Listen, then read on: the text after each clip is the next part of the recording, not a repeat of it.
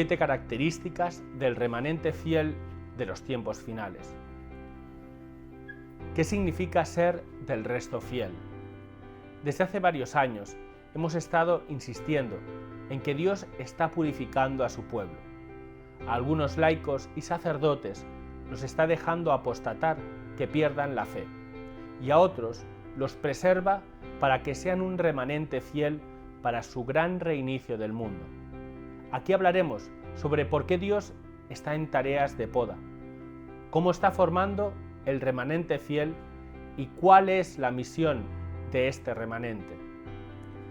En un análisis de cómo será el remanente fiel de la Iglesia cuando se despliegue totalmente la apostasía, el padre Juan Rivas, legionario de Cristo, dice que es un hecho que actualmente en el pueblo de Dios hay divisiones entre la alta jerarquía y desconcierto entre los fieles, y que muchos fieles se sienten abandonados como ovejas sin pastor ante las cosas que escuchan y ven dentro de la Iglesia, y otros son llevados a apostatar precisamente por la predicación apóstata de algunos pastores. Por los comentarios en nuestros vídeos hemos visto que algunos sacerdotes se niegan a bendecir el agua bendita, a tomar en serio al demonio, la mayoría no cree en las apariciones marianas, se niegan a hacer oraciones de liberación, etc.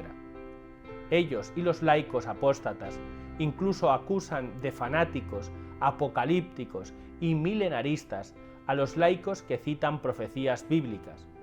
Esta grieta confirma que estamos ya en la gran apostasía y que Dios permite que la pérdida de fe crezca entre sacerdotes y laicos. ¿Y qué nos dicen las Escrituras sobre lo que hace Dios en estos casos? Cuando hay una gran apostasía, como sucedió muchas veces en el pueblo de Israel, Dios convoca a un remanente fiel. Cristo nos dice que la gran apostasía se manifestará en la pérdida de la fe y la caridad. En Juan 10, nuestro Señor dice que vendrán pastores ladrones y salteadores, y que las ovejas no los seguirían, porque no reconocen en ellos la voz del buen pastor. Y el cardenal Ratzinger dice que un remanente fiel aparecerá cuando haya una gran apostasía, antes de que llegue la gran purificación para el mundo y para la Iglesia. Ezequiel nos muestra cómo hay pastores que destruyen y dispersan a las ovejas, y el Señor promete que castigará a estos pastores y no dejará que estos pastores vuelvan a pisotear al rebaño. Por eso es que la primera apostasía en verse es la de dentro de la Iglesia, y allá vendrá primero la purificación, es la que estamos viendo. El Señor mostró cómo a los pastores de Israel les fue quitando la autoridad, y de esa misma forma va a pasar con los apóstatas dentro de la Iglesia. En el momento de la muerte de Jesús en el templo, en lugar de los sacerdotes, se rasgó el velo, y de allí sale el Espíritu Santo, que luego se infundirá a los apóstoles y María el día de Pentecostés. Ellos eran el remanente fiel. ¿Y por qué Dios permite esta apostasía? En varios pasajes de la historia y de la Biblia se ve cómo es Dios mismo quien reduce el rebaño. Lo vemos cuando Dios reduce sistemáticamente el ejército de Gedeón en Jueces 6, enviando a casa a los soldados que él sabía que iban a defeccionar contra el ejército madianita. Lo vemos también en la desaparición de las 10 tribus de Israel, etc. Parece que es el mismo Dios que muestra el propósito de reducir sus filas. Esto significa que Dios está purificando a su pueblo para quedarse con un remanente fiel de mucha fe y de mucha obediencia a su palabra. Por eso, la primera característica del remanente fiel es la profundidad de su fe, porque se necesitará una iglesia más fuerte y pura para soportar el tsunami cultural que está llegando. Este remanente fiel es mariano como segunda característica, porque imita la fidelidad de la Santísima Virgen. Es convocado por la Inmaculada y ungido por el Espíritu Santo. Estas personas viven intensamente en la fe y una ardiente caridad en medio de una gran apostasía y de un duro invierno eclesial. Ellos irán formando sus propios grupos marianos, porque van a ver la necesidad urgente de prepararse para lo que dice el Catecismo de la Iglesia Católica, que señala que antes del advenimiento de Cristo, la Iglesia deberá pasar por una prueba final, que sacudirá la fe de numerosos creyentes.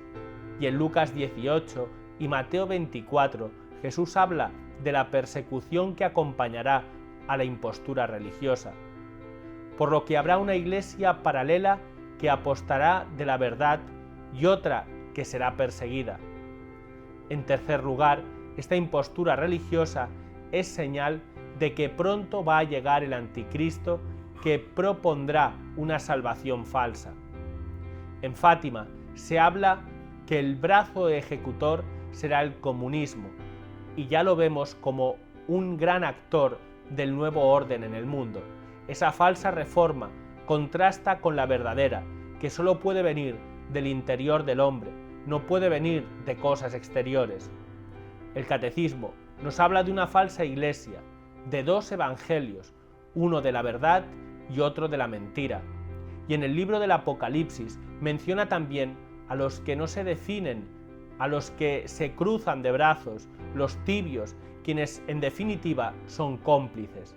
De modo que Dios preserva a un pequeño remanente fiel convocado por su Madre Santísima. Utiliza a su Madre para poder congregar a sus ovejas fieles, y es lo que justifica la cantidad de apariciones marianas registradas en el último siglo. Por eso San Maximiliano María Kolbe decía que estos tiempos eran los de la Inmaculada y los del Espíritu Santo. En cuarto lugar, entonces, la Virgen no solo va a triunfar a nivel global, sino que está triunfando ya en el corazón de cada uno que ha hecho su consagración y defiende la verdad de esta batalla cultural. Y esto significa que los que se consagran a María entran en una batalla contra el maligno, porque no puedes afirmar que quieres su triunfo y no te enfrentas al enemigo. Y la forma en que entrarás en batalla depende de la zona en que estés. En algunos lados la batalla es para preservar la sana doctrina, en otras partes pasa por defender la vida y en otros por mantener abiertas las iglesias. El pequeño remanente será pequeño, pero no estará solo, porque lo que nos debe dar confianza es que somos ovejas de Cristo y Cristo no abandona. Además está la Santísima Virgen para guiarnos, para protegernos y librarnos de todo mal.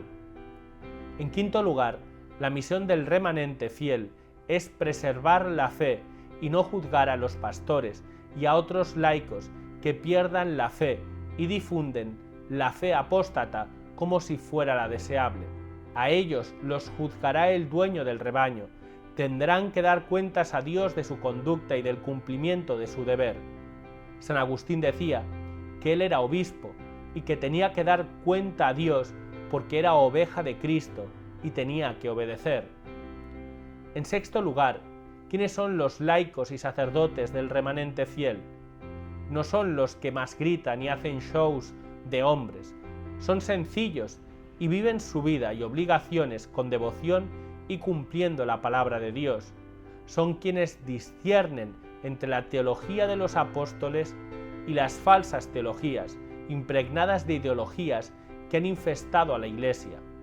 En definitiva, el remanente fiel se distingue por su fidelidad a la Escritura, a la tradición, al magisterio, por su amor a María, por dejarse llenar de alegría y de gozo en el Espíritu Santo.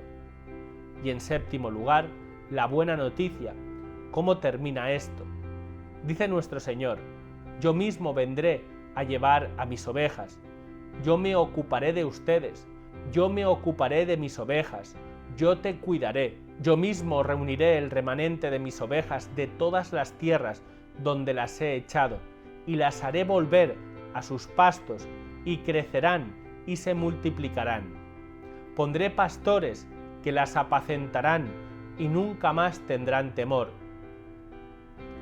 Y hasta aquí lo que queríamos decir sobre la purificación del pueblo de Dios que se está produciendo en paralelo con la apostasía. y cuál es la función del remanente fiel. Me gustaría preguntarte si crees que efectivamente hay un remanente fiel actuando en este momento.